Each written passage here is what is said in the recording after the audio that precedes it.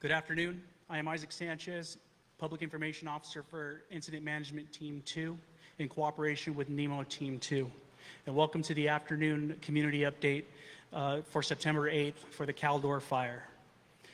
As always, there's a QR code on your screen. You can point your cell phone at that screen, your cell phone camera at that QR code, which will lead you to additional links that have been established for this incident. We do take questions from the community. If you are submitting them via Zoom, please indicate whether the question is for the PIO East or PIO West. And we are additionally receiving questions on our social media platforms that have been established for this incident. Additionally, we do have 2 phone lines for information that the community can call. The first one is for the public, which is 530-303-2455. And that phone number will be answered between the hours of 8 a.m. and 8 p.m. The second phone number is established for the media, 530-806-3212, and that number will be answered 24 hours a day.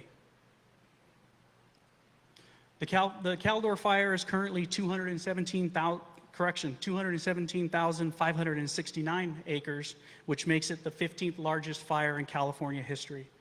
We're currently at 50% contained, and there are 4,820 personnel assigned to the incident. Our first presenter will be for operations from the Western Zone, Beal Monday. All right. Hey, afternoon, everybody. Beal Monday with National Incident Management Organization Team 2 and representing CAL FIRE Team 2. So I'll give you a rundown on what's going on in the West Zone today and kind of what we're looking into going into the next operational period here. So I'll start on my map up here in Kirkwood, because this is our highest priority area right now on the West Zone. We still have a lot of folks working in the infrastructure right in Kirkwood itself. We're trying to prevent any of that fire spread down to the south of Highway 88. Currently, we have no structures lost in Kirkwood. Fire right now is staying up near Kirkwood Lake, and we're trying to keep it there. As you come along down Highway 88, the fire has bumped right down here by Silver Lake, and we're still working real hard to make sure that it doesn't continue down to the south. We have crews actively engaged out here in all these granite fields and where the timber continues to run straight back down towards the highway.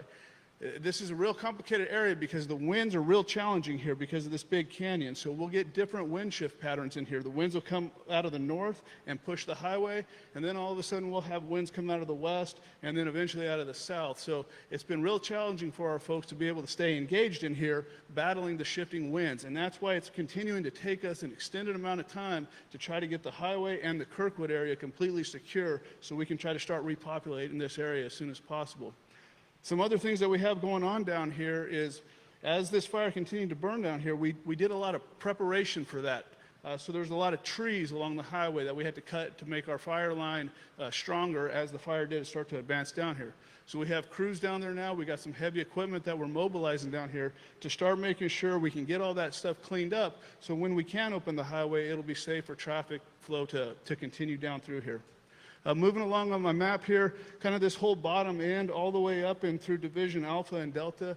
As mentioned, the last few days, everything is staying tight as can be, no issues or concerns. Again, you're going to continue to see those internal flare-ups continuing to happen. We know they're there. We have folks available on site that can go in there and take care of some of that stuff, but we are confident that this containment line that we have is strong, and we're continuing to monitor that. So we recognize people continue to see smokes. We've got folks going in and addressing that stuff, but please be aware there's going to be stump holes continuing to burn. There's snags that are going to continue to burn, and so you will see some smoke out here in this area for the extended period of time. Same thing coming up the Highway 50 corridor. All this is holding real well. As you can see from our containment features here, no issues to the highway for fire right now, but we still have a lot of hazard trees. We have multiple crews going and cutting down all these hazard trees. Again, we want to make sure that it's as safe as possible for our firefighters out there and for when you all come to repopulate, that we take care of all those hazards before that. Also going on up here, there's a lot of utility infrastructure working. We've got all of your power, your AT&T, El Dorado Irrigation District, all those folks are working up here diligently trying to make sure once the fire is safe up here, we can let folks back in, and then all your utilities and infrastructure will be ready to go. So the fire itself is good down here, but we still have a lot of snags. Those big trees that are coming down, threatening the road system, we're continuing to battle that hour by hour. Moving up into Division India here, up towards the wilderness on our side, this is going pretty well. Folks from around here, you know what this country looks like up here. High elevation, sparse fuels, but there's enough fuel for it to continue to carry.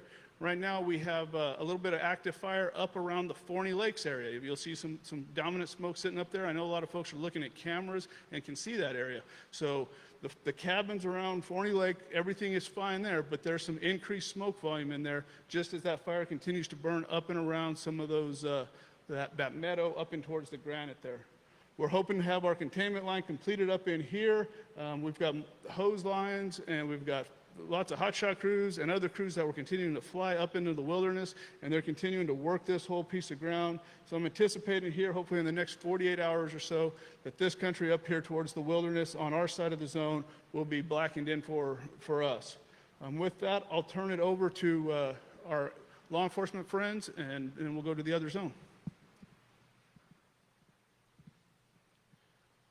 Good afternoon. My name is John Davis, Law Liaison, Incident Management Team 2. So for today, there's no change from what we had repopulated yesterday, which is west of Ice House Road from Placer County down to Highway 50. And then we removed some evacuation warnings and opened that up to a open status or green all the way down through a lot, especially getting into Omo Ranch and Barney Ridge and West Omo area. You heard operations say there's a lot of good work going on in here, but there's still a lot of work left. And we're taking every chance we get and every minute we get to keep that planning going and that cooperation identifying on Highway 88. You heard the fire is still down here. We're looking at, we want to put you back as soon as safely possible, but that's coordinated between fire and the counties and everybody else to make sure, our cooperators make sure that that is safe as possible to get you back in there so that when you go in, you're not going to have that tree fall down and cause an accident or injure any person. So that's going to be that route all the way through. The cooperation continues to be very closely coordinated between the East Zone and West Zone. When we start talking about repopulating the areas of Caples Lakes, Strawberry on up into anywhere that the two zones are overlapping, excuse me, are overlapping, because we understand that commerce comes through here. We understand that we want to get our residents back through here, and we understand that it's not just this area. As we go through what we do on the west. We're sorry, your conference is ending. Please hang up. What we do on the west zone impacts the east zone, and what we do on the east zone impacts the west zone. So while operations is still out doing the good work they're doing, we continue to plan and have cooperative meetings, multiple meetings daily to keep that as close behind operations as we can. Thank you.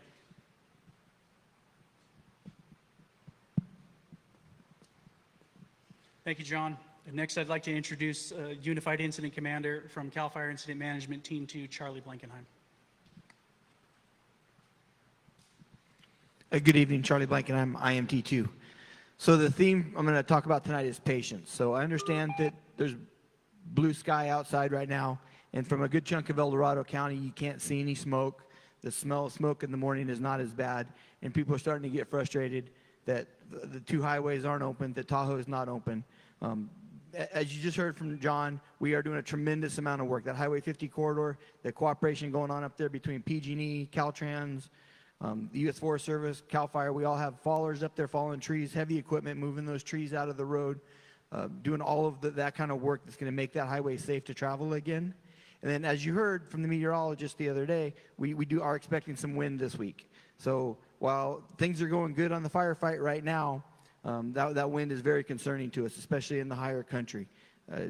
Several other fires in Northern California in the last day or two have gotten some wind, and fires that were in fairly contained status have blown out, and we have a lot of fires spread.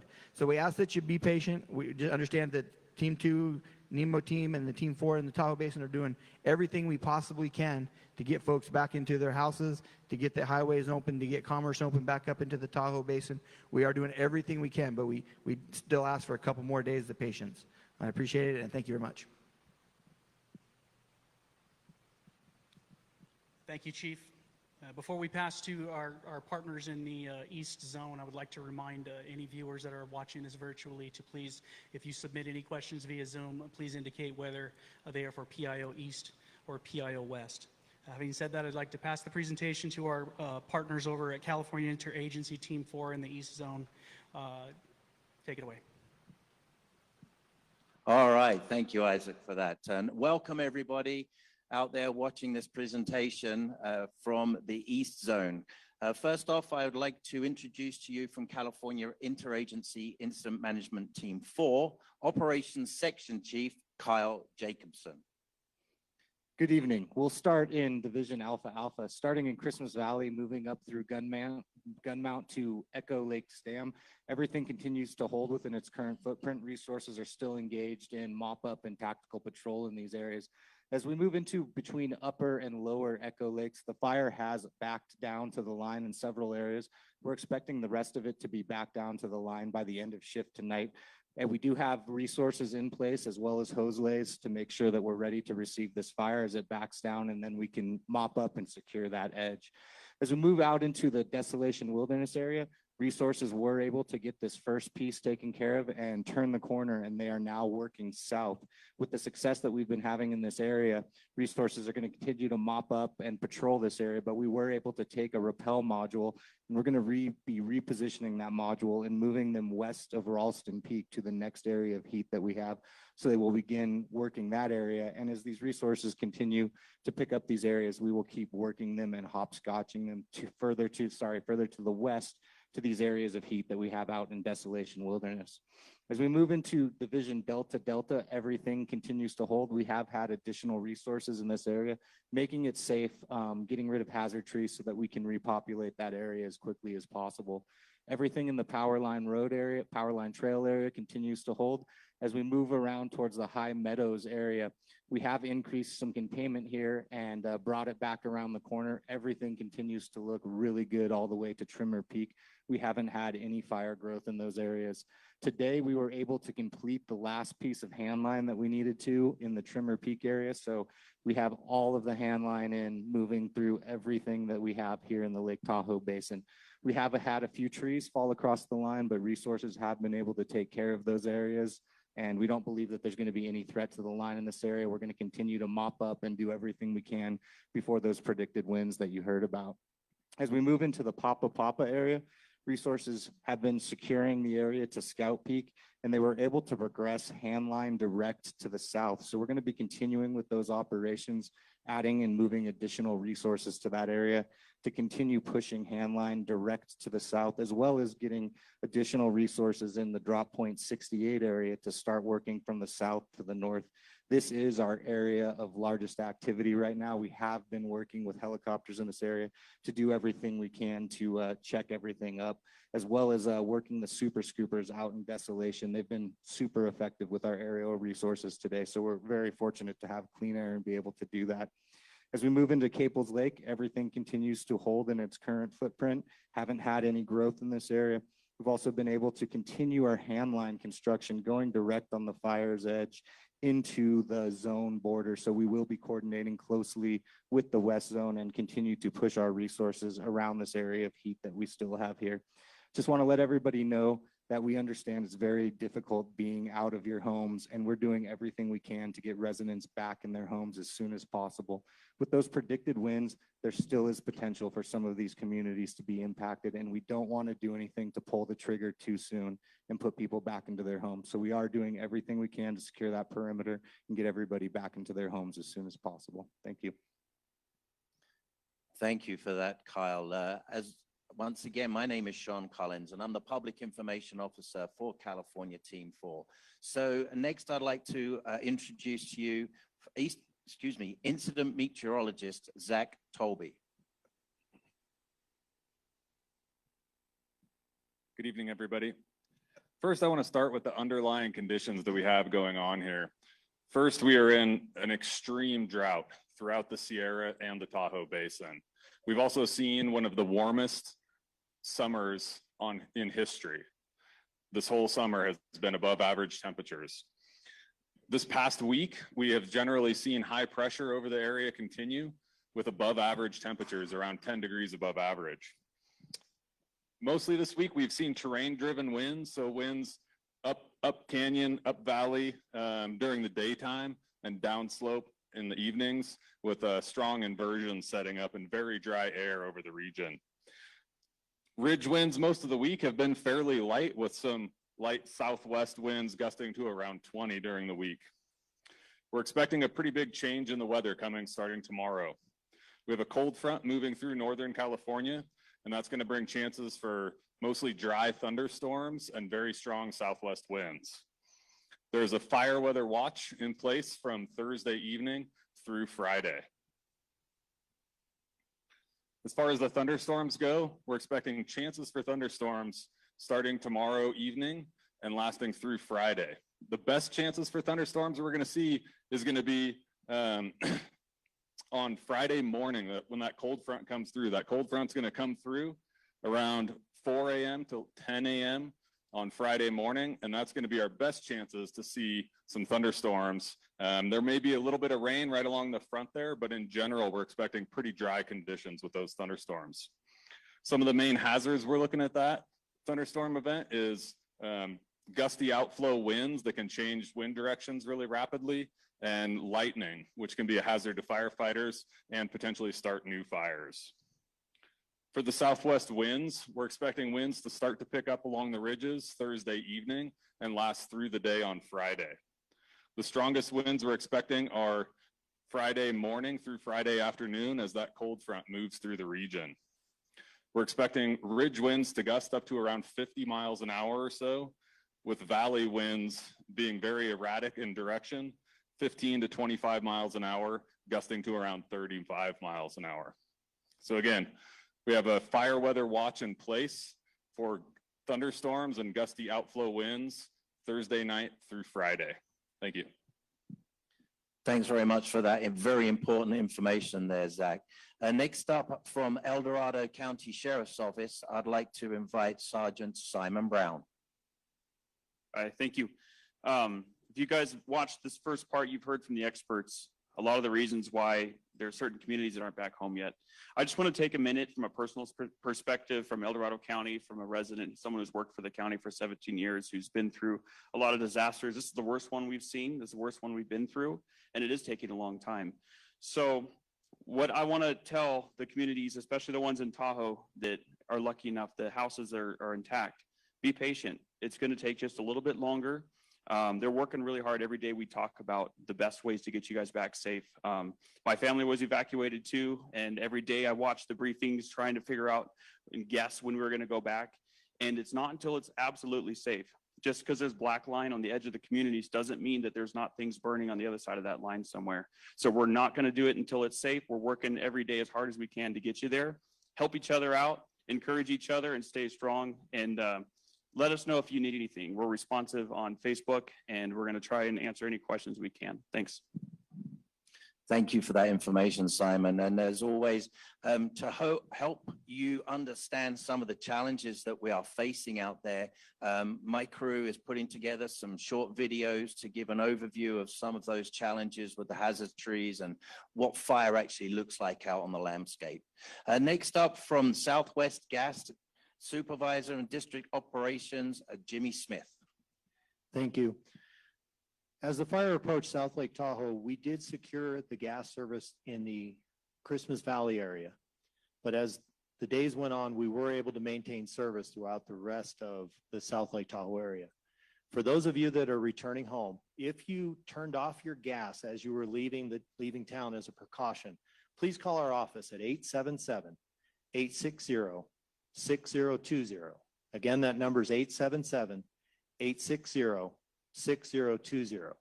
That way we can send a service tech out to your house to get your gas service restored to you safely. Now, if for some reason when you get home you smell gas or you suspect a gas leak, please call, well, first off, leave the area or the building you're in, call 911 and Southwest Gas at that same number.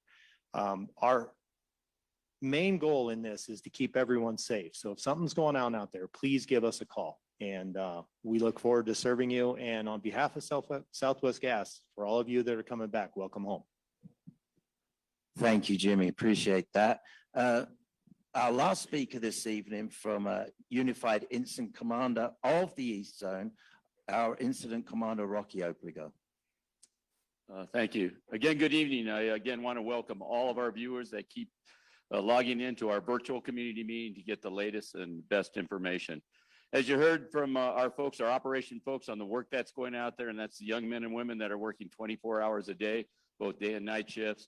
As we heard from our incident meteorologists on the predicted weather we're going to get Thursday and Friday, and more important, hearing from our local sheriff and hearing from the utility companies, you know, our highest priority is to get each and every one of you into your homes.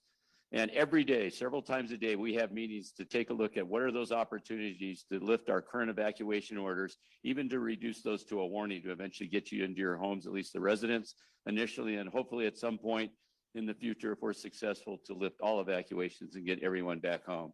But it's the amazing leadership that we have that comes in here every day. We have your local fire departments that are all represented here, your fire districts. We have your local law enforcement PD.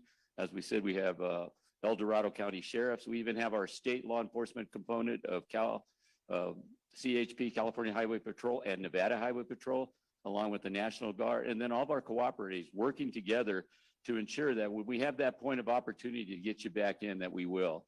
And it's those efforts of all these folks working together that even put us to the point that we have allowed some folks to get back in because of that threat. But we do have, you know, a critical period here of both Thursday into Friday that we will be facing some critical weather. So again, I thank you for being patient. We've had team members on our team that work and live in this area that have been evacuated. Last year in the fires that we on, my personal home was evacuated twice. And we know those difficulties that each and every one of you face. But again, I want to thank the amazing work that was done to put us in a position where we had minimal impact to loss of structures. But we know that it's very, very hard on each one of you. And so as we take a look at where we're going to be in the next couple of days and the successes we've seen for the folks that have really done an amazing work, we really are focusing on getting you, each and every one, back in your home. So on behalf of the Unified Command of CAL FIRE Team 2, NEMO Team 2, and California Interagency Incident Management Team 4, thank you very much for your patience. Thank you very much, Chief. Well, that concludes our presentation this evening.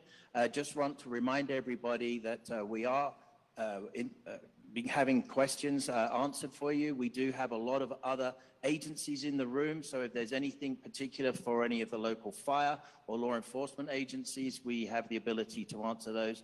And look out for our operations section briefing tomorrow morning, specifically if you want to look out what's going on the East Zone.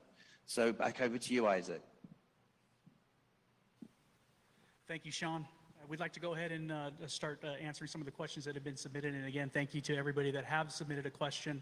Unfortunately, we are in a limited time, so we will get to as many as possible. So without further ado, I'd like to introduce Chief Blankenheim. Thank you. So we have a question about fuel breaks and Forest Service and other agencies maintaining fuel breaks over the years, and did that help at all? So yes, it did, and not everywhere. So no fuel break that we build is designed to withstand a major head fire running through a forest. So there are tons of fuel breaks along Mormon and Immigrant Trail that didn't do a lot. At times they worked, but as you can see, they were crossed. However, there are several fuel breaks. So this whole bottom piece, all the way down from the Omo Ranch along North-South Road, all the way out Plummer Ridge, all the way up to Leak Springs Lookout, is a series of fuel breaks that the El Dorado National Forest has been working on for years. They've done control burning, they've done mechanical work, they've done pile burning, they've done stuff in there for years, and they were able to take that system that they built here and basically put in this entire containment line. Down in Omo Ranch, CAL FIRE and SPI over the years have built a ton of fuel breaks along Omo Ranch Road. Many of those fuel breaks were used, and as you can see, they help protect Amador County. And then in Leone Meadows, the Leone Meadows complex out here was saved that night, that none of the structures burned down, or one structure burned down in Leone Meadows, because of all of the fuel work they've done over the years and all of the work they've done along the egress and ingress roads going in and out allowed us to get fire equipment in there that night.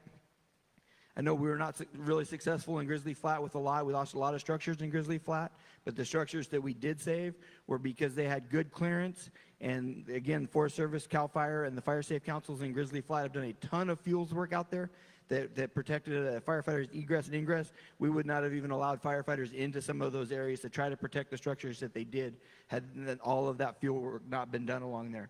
Up along Sly Park, for years, SPI and CAL FIRE has done fuel breaks along Sly Park Road, around Jenkins Lake. Some of those fuel breaks were used directly. Some of the fuel breaks along MET right here were used directly in the firefight, and others were used as secondary and contingency lines that were well within our plans to use. Up along Highway 50, the FA 50 project between CAL FIRE and the U.S. Forest Service, since the King Fire a couple years ago, they've done tons of work along Highway 50. Fire did cross Highway 50 eventually, but it was held along Highway 50 in a lot due to the work that they've done over the years. So no fuel breaks are designed to be perfect. If the wind's blowing the wrong direction and the fuel's lined up, no fuel breaks are going to hold. But the fuels work that has been done by all the organizations around this fire did help tremendously over the last couple weeks. Thanks. Thank you, Chief. And now to answer some operations questions, Beal Monday.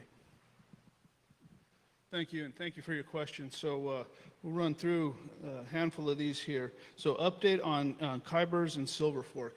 And so again, as been mentioned, folks, we want you back in your houses bad too, but we have to get the safety hazards mitigated. That's first and foremost. There's still these hazard trees falling across the highway. We've got crews in place trying to take care of all that stuff. And then we've got all the hazard trees up around the tracks. And we don't want folks to be able to get back into their homes with trees that are fire weakened that could potentially come down and hit a cabin, hit a road, that type of thing. So we're diligently working to try to get you back in there, and we will continue to do that until that highway is open. Next question was update on Silver Lake and damage to the campgrounds or structures east of Highway 88. Currently, there hasn't been any damage to the campgrounds in or around the Silver Lake area. The fire, we have had several spot fires in between Highway 88 and Silver Lake, in and around the campground area, but we've been able to suppress all of those. How will the weather event this weekend impact the fire? Great question, and as the weather person stated there, it's going to be very dynamic the next few days. Folks from here, you all know what the winds are like when these storms roll through here. We get these outflow winds from these storms approaching in here, and we can have fire going in different directions really fast. So these areas that are still red still have a high potential for when we do get those winds coming through here that could potentially push our lines, and we could have some issues that contributed by the weather. The next question I have here is, what is the expectation for when we will start seeing black line in and around Kirkwood? And I'll go back to that last question.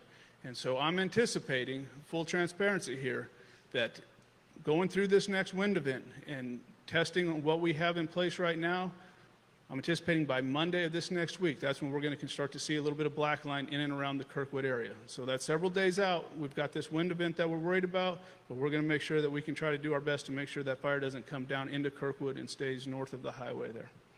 Thanks.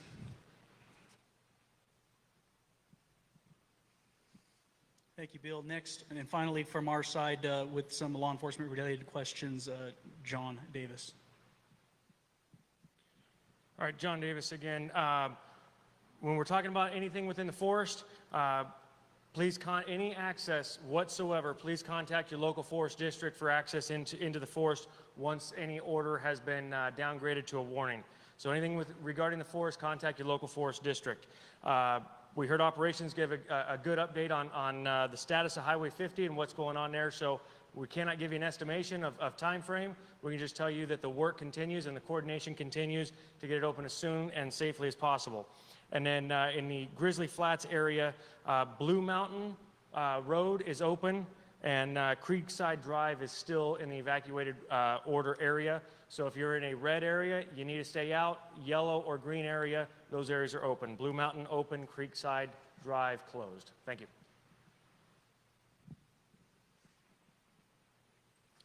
Thank you, John. And I'd like to go ahead and pass it back to the East Zone. Sean, go ahead and take it away for your Q&A. Thank you, sir. So we only have 2 speakers for you tonight. So first up from El Dorado County Sheriff's Office is Sergeant Simon Brown. All right, thank you.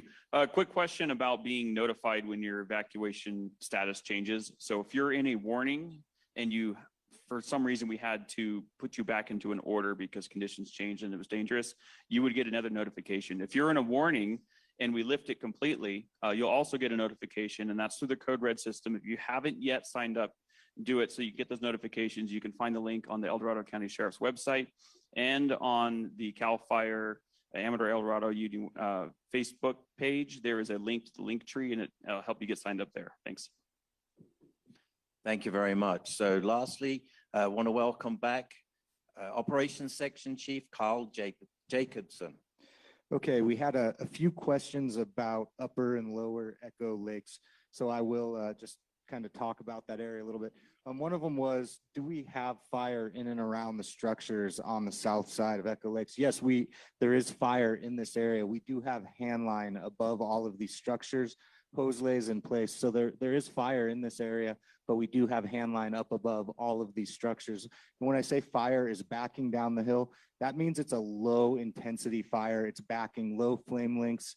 It's very moderate in what it's actually doing. It's not moving uphill, which is typically where we see higher intensity torching, that type of activity. So rather than doing a whole bunch of, putting a ton of fire in here, we're letting this slowly back down to get to our line with the resources in place so that we can make sure that the fire does not get into any of these structures. So that's kind of what's going on there. It is a very low intensity fire in that area, and that's what I mean by backing down. The other question we had was Douglas County, and what about contingency lines in case the fire does move across our primary lines? And as you can see on the map, we do already have several different pieces of contingency line in place that have already been constructed, as well as plans if the fire does cross any of those lines. We know where those next sets of lines are going to go. We've been working closely with the fire protection districts around here to know where to put those lines and the equipment that we would need if we were going to need to put additional lines in. And the last question was regarding Christmas Valley and when people can get back in Christmas Valley. I cannot give you an exact date on when people are going to be back in Christmas Valley. I can tell you we are working closely with the Sheriff's Office, with OES, with the local fire protection district, and we're assessing that on a daily basis. I can tell you with the predicted winds that we will not be putting people into Christmas Valley tomorrow or Friday. We will be reassessing that on Saturday, and we'll see where we stand after we get through this wind event. Thank you. Okay, great. Thank you, Carl. Back to you, Isaac. Thank you, Sean. And now I'd like to introduce Marco Rodriguez for our Spanish language translation of this presentation.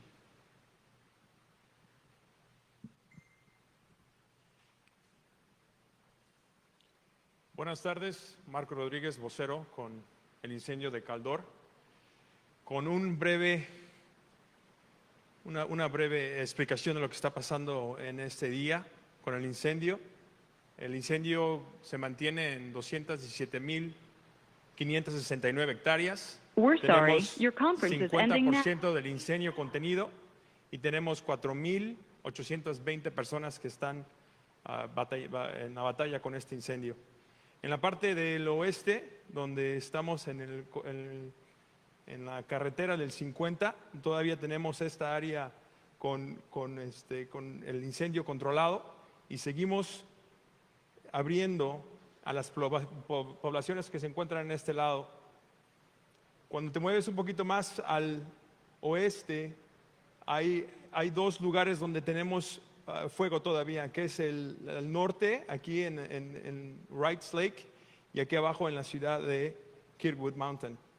Y que todavía las gentes se encuentran trabajando, los bomberos siguen trabajando en esta área, de que es un área muy difícil de llegar y que estamos teniendo a grupos de bomberos especializados que se encuentran batallando en esta área que es difícil. También, si seguimos el incendio, nos acercamos un poquito más a lo que es Tahoe, y en la ciudad de Tahoe hemos hecho buen trabajo en mantener el fuego con esa huella y no ha crecido en hectáreas.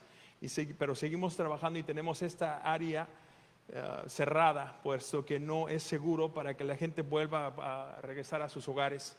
Aquí abajo también igual, en lo que es Kirkwood, aquí van a ver mucho humo, hay mucha actividad de fuego, pero seguimos seguros y tenemos la seguridad de que no va a avanzar y tenemos mucha gente trabajando en este lado.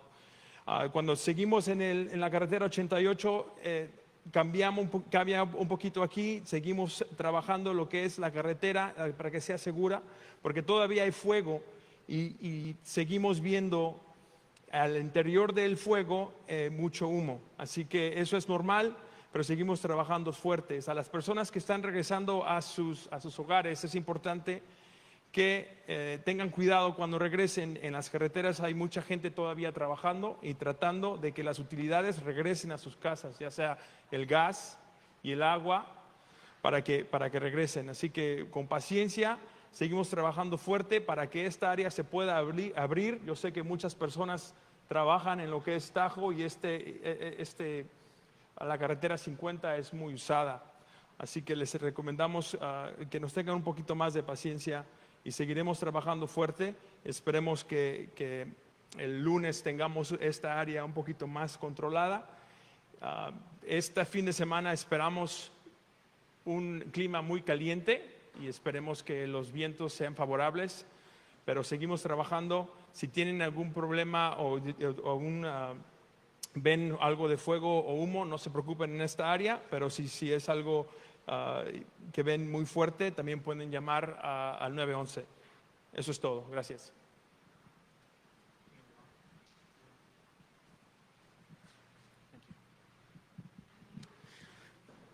Thank you, Oscar. This will conclude our presentation for this afternoon. Our next community update will be at 5 p.m. Tomorrow.